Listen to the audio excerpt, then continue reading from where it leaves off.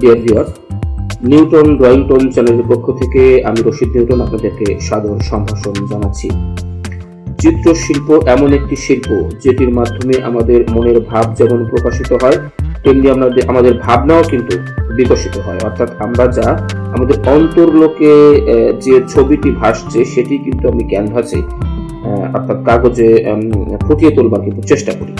তো চলুন দেখা যাক আজকে আমাদের আয়োজনে কোন ছবিটি আমরা আঁকতে চলেছি।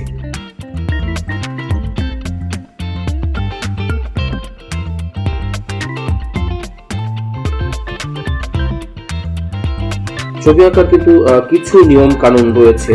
অর্থাৎ যারা জাত শিল্পী তারা কিন্তু আসলে তাদের ভেতরের প্রতিবিম্বটাকে কাগজে ফুটিয়ে তোলার চেষ্টা করে, তাতেই একটি সুন্দর ছবি হয়ে যায়।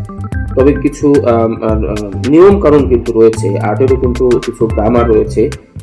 আমরা যেমন ছোটবেলায় অ আ ক খ শিখে কিন্তু আমরা পড়তে শিখেছি, লিখতে শিখেছি, আর্টেরও তেমন কিছু নিয়ম কানুন রয়েছে। আমরা আমাদের ড্রয়িং গুলোর মধ্যে দিয়ে সেই গ্রামার গুলো আপনাদেরকে দেখিয়ে দেবার চেষ্টা করব, শিখিয়ে দেবার চেষ্টা করব, একসঙ্গে শিখবার চেষ্টা করব।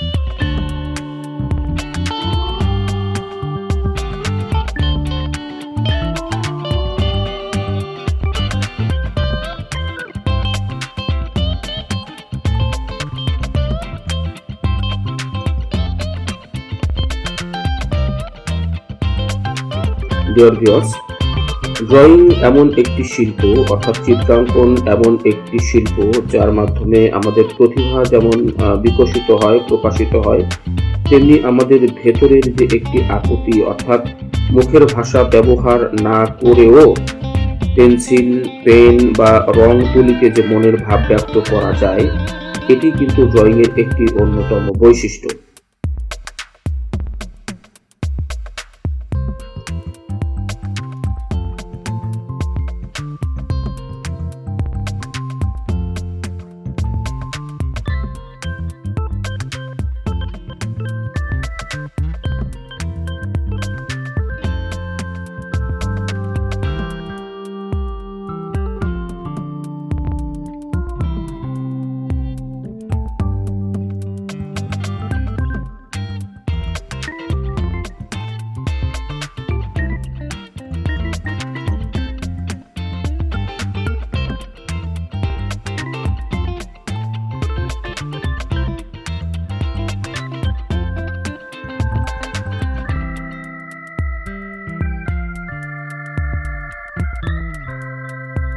ডিয়ার ভিউয়ার্স, শেষ হয়ে এলো আমাদের আজকের ড্রয়িং।